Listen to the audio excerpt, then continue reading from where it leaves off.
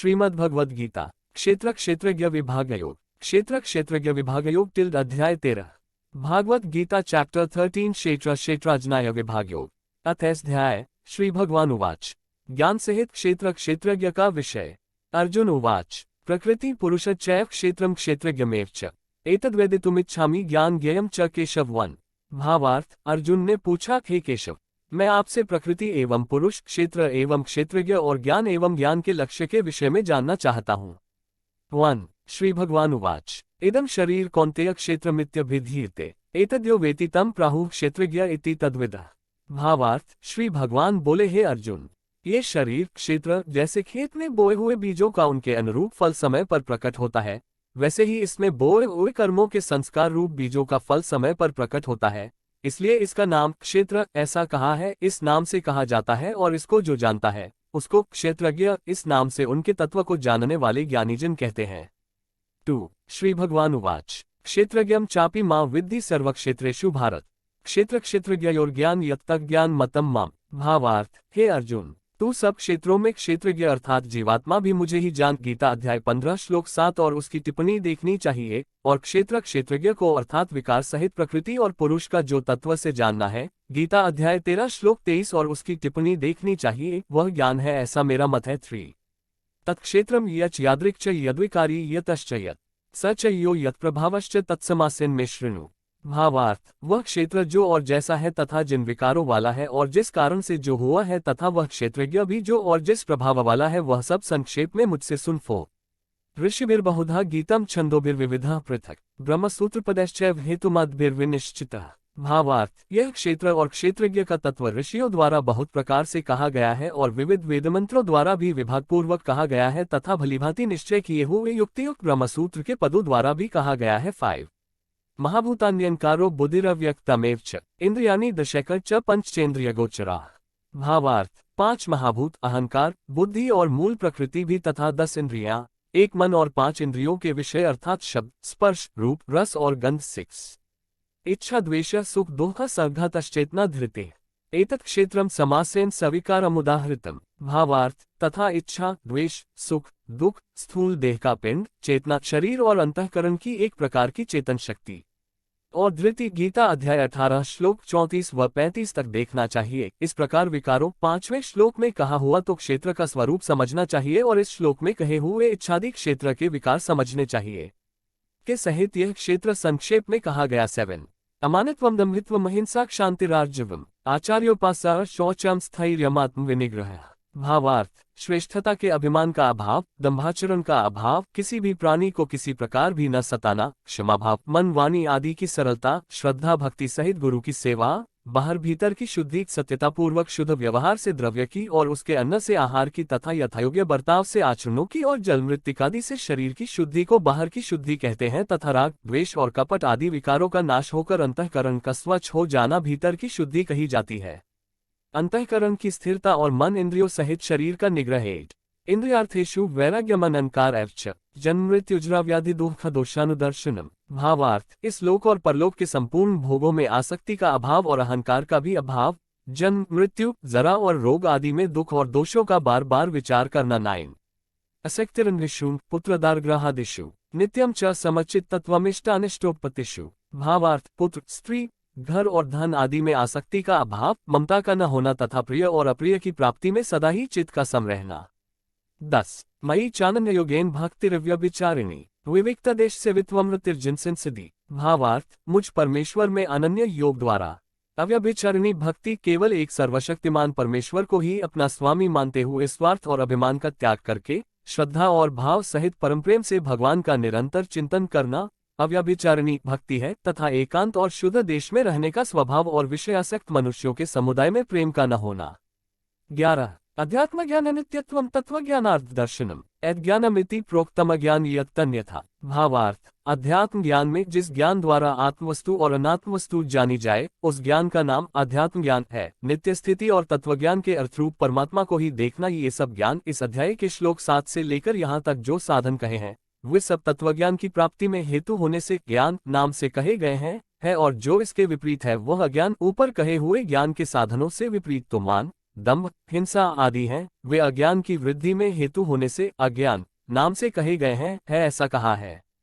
12 ज्ञेयम यत्तत्व प्रवक्ष्यामि यज्ञात्वामृतमश्नुते अनादिमत पर ब्रह्म न सत्तन न सदुच्यते। भावार्थ, जो जानने योग्य है तथा जिसको जानकर मनुष्य परमानंद को प्राप्त होता है, उसको भली भांति कहूंगा।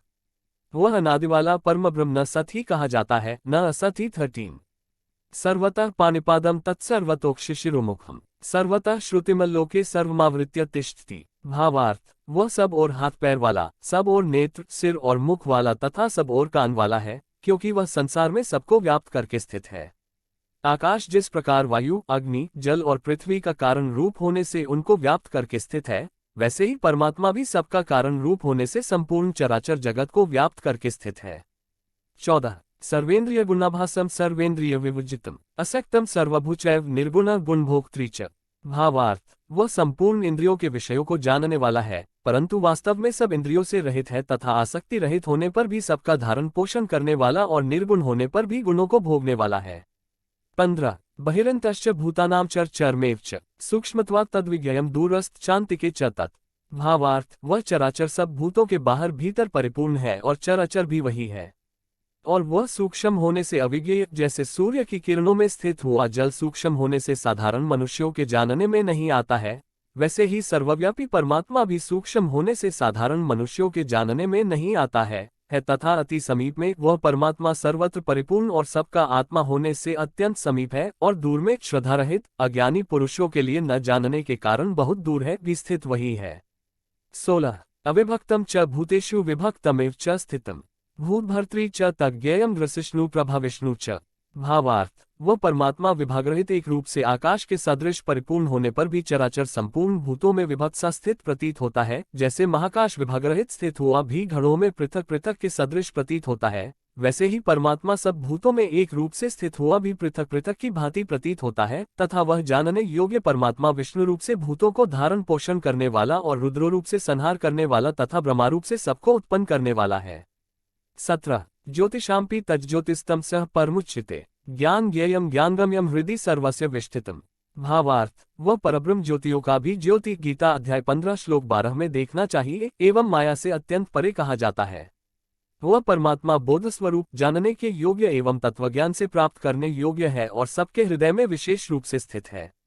18 एति क्षेत्रम तथा ज्ञान ज्ञेयम चोक्तम समासतः मद्भक्त एतद्विज्ञेयम मद्भावायोपाद्यते। भावार्थ, इस प्रकार क्षेत्र श्लोक 5-6 में विकार सहित क्षेत्र का स्वरूप कहा है तथा ज्ञान श्लोक 7 से 11 तक ज्ञान अर्थात ज्ञान का साधन कहा है, और जानने योग्य परमात्मा का स्वरूप श्लोक 12 से 17 तक ज्ञेय का स्वरूप कहा है। संक्षेप में कहा गया, मेरा भक्त इसको तत्व से जानकर मेरे स्वरूप को प्राप्त होता है।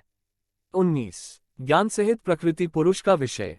श्री भगवान उवाच प्रकृति पुरुष चैव विद्यनादि उभावपि विकारांश्च गुणाश्चैव विद्धि प्रकृति संभवान। भावार्थ, प्रकृति और पुरुष इन दोनों को ही तू अनादि जान और राग द्वेषादि विकारों को तथा त्रिगुणात्मक संपूर्ण पदार्थों को भी प्रकृति से ही उत्पन्न जान। 20 श्री भगवान उवाच कार्यक्रम कर्तृत्वे हेतु प्रकृतिरुच्यते पुरुष सुख दुःखाना भोक्तृत्वे हेतुरुच्यते। भावार्थ, कार्य आकाश, वायु, अग्नि, जल और पृथ्वी तथा शब्द, स्पर्श, रूप, रस, गंध इनका नाम कार्य है, और करण बुद्धि, अहंकार और मन तथा श्रोत्र, त्वचा, रसना, नेत्र और घ्राण एवं वाक, हस्त, पाद, उपस्थ और गुदा इन 13 का नाम करण है को उत्पन्न करने में हेतु प्रकृति कही जाती है, और जीवात्मा सुख दुखों के भोक्तपन में अर्थात भोगने में हेतु कहा जाता है। 21 पुरुष प्रकृतिस्थो ही भुंक्ते प्रकृति जान गुणान कारण गुणसंगोस्य सत्सद्यो निजन्मसु। भावार्थ, प्रकृति में प्रकृति शब्द का अर्थ गीता अध्याय 7 श्लोक 14 में कही हुई भगवान की त्रिगुणमयी माया समझना चाहिए। स्थित ही पुरुष प्रकृति से उत्पन्न त्रिगुणात्मक पदार्थों को भोगता है, और इन गुणों का संग ही इस जीवात्मा के अच्छी बुरी योनियों में जन्म लेने का कारण है। सत्वगुण के संग से देवयोनि में एवं रजोगुण के संग से मनुष्य योनि में और तमोगुण के संग से पशु आदि नीच योनियों में जन्म होता है। 22 उपद्रष्टानुमंता च भर्ता भोक्ता महेश्वर परमात्मेति चाप्युक्तो देहिस्मिन् पुरुषः परः। भावार्थ, इस देह में स्थित यह आत्मा वास्तव में परमात्मा ही है।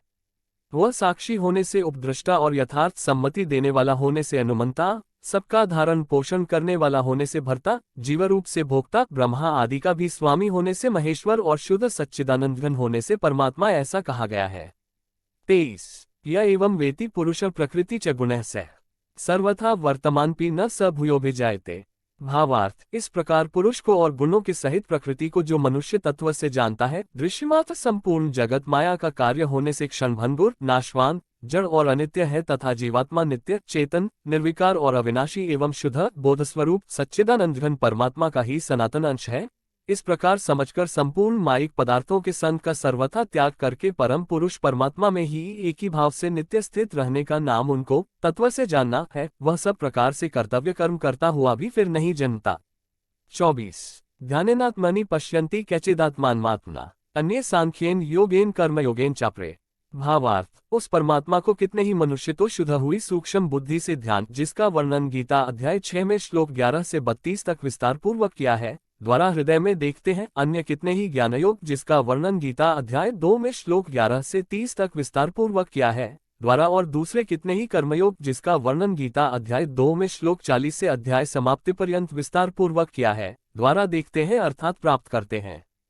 25 अन्ये त्वेवमजानन्ता श्रुत्वान्येभ्यो उपास्ते तेपि चातित्रन्त्येव मृत्युन् श्रुतिप्रायणाः। भावार्थ, परंतु इनसे दूसरे अर्थात जो मंदबुद्धि वाले पुरुष हैं, वे इस प्रकार न जानते हुए दूसरों से अर्थात तत्व के जानने वाले पुरुषों से सुनकर ही तदनुसार उपासना करते हैं, और वे श्रवणपरायण पुरुष भी मृत्यु रूप संसार सागर को निस्संदेह तर जाते हैं। 26 यावत् जायते किंचित सत्त्वं स्थावरंगम क्षेत्र क्षेत्रज्ञ संयुगात् तद्विद्धि भरतर्षभ। भावार्थ, हे अर्जुन, यावन मात्र जितने भी स्थावर जंगम प्राणी उत्पन्न होते हैं, उन सबको तू क्षेत्र और क्षेत्रज्ञ के संयोग से ही उत्पन्न जान। 27 सम सर्वेषु भूतेषु तिष्ठन्तं परमेश्वरम विनश्यत्स्व विनश्यन्तम यह पश्यति स पश्यति। भावार्थ, जो पुरुष नष्ट होते हुए सब चराचर भूतों में परमेश्वर को नाशरहित और संभाव से स्थित देखता है, वही यथार्थ देखता है। 28 सम पश्यन् हि सर्वत्र समवस्थितमीश्वरम न हिनस्त्यात्मनात्मान ततो याति परागतिम।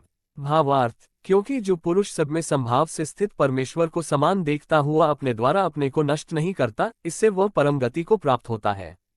29 प्रकृत्यैव च कर्माणि क्रियमाणानि सर्वशः यह पश्यति तथात्मानं कर्ता स पश्यति। भावार्थ, और जो पुरुष संपूर्ण कर्मों को सब प्रकार से प्रकृति द्वारा ही किए जाते हुए देखता है और आत्मा को अकर्ता देखता है, वही यथार्थ देखता है। 30 यदा भूतपृथ्भावमैकस्थम् अनुपश्यति ततएव च विस्तार ब्रह्म संपद्यते तदा। भावार्थ, जिस क्षण ये पुरुष भूतों के पृथक पृथक भाव को एक परमात्मा में ही स्थित तथा उस परमात्मा से ही संपूर्ण भूतों का विस्तार देखता है, उसी क्षण वह सच्चिदानंदघन ब्रह्म को प्राप्त हो जाता है। 31 अनादित्वात् निर्गुणत्वात् परमात्मायमव्ययः शरीरस्थोपि कौन्तेय न करोति न लिप्यते। भावार्थ, हे अर्जुन, अनादि होने से और निर्गुण होने से यह अविनाशी परमात्मा शरीर में स्थित होने पर भी वास्तव में न तो कुछ करता है और न लिप्त ही होता है। 32 यथा सर्वगतम सौक्ष्म्यदाकाशोपलिप्यते सर्वत्रावस्थितो देहे तथात्मा नोपलिप्यते। भावार्थ, जिस प्रकार सर्वत्र व्याप्त आकाश सूक्ष्म होने के कारण लिप्त नहीं होता, वैसे ही देह में सर्वत्र स्थित आत्मा निर्गुण होने के कारण देह के गुणों से लिप्त नहीं होता। 33 यथा प्रकाशयत्येकः कृत्स्न लोकमिमर्यते क्षेत्रम क्षेत्री तथा कृत्स्न प्रकाशयति भारत। भावार्थ, हे अर्जुन, जिस प्रकार एक ही सूर्य इस संपूर्ण ब्रह्मांड को प्रकाशित करता है, उसी प्रकार एक ही आत्मा संपूर्ण क्षेत्र को प्रकाशित करता है। 34 क्षेत्र क्षेत्रज्ञयोरेव मंतर्ज्ञान चक्षुषा भूत प्रकृति मोक्ष च ये विदुर्यान्ति ते परम। भावार्थ, इस प्रकार क्षेत्र और क्षेत्रज्ञ के भेद को, क्षेत्र को जड़, विकारी, क्षणिक और नाशवान तथा क्षेत्रज्ञ को नित्य, चेतन, अविकारी और अविनाशी जानना ही उनके भेद को जानना है, तथा कार्य सहित प्रकृति से मुक्त होने को जो पुरुष ज्ञान नेत्रों द्वारा तत्व से जानते हैं, वे महात्माजन परम ब्रह्म परमात्मा को प्राप्त होते हैं। 35 ओम तत्सदिति श्रीमद्भगवद्गीतासूपनिषत्सु ब्रह्मविद्यायां योगशास्त्रे श्रीकृष्णार्जुन संवादे क्षेत्र क्षेत्रज्ञ विभागयोगो नाम त्रयोदशोऽध्यायः। 13 कैटेगरीज। आपकी टिप्पणियां एवं प्रतिक्रियाएं हमारा उत्साह बढ़ाती हैं और हमें बेहतर होने में मदद करती हैं। अपनी प्रतिक्रियाएं हमें बेझिझक दें। जय श्री कृष्णा।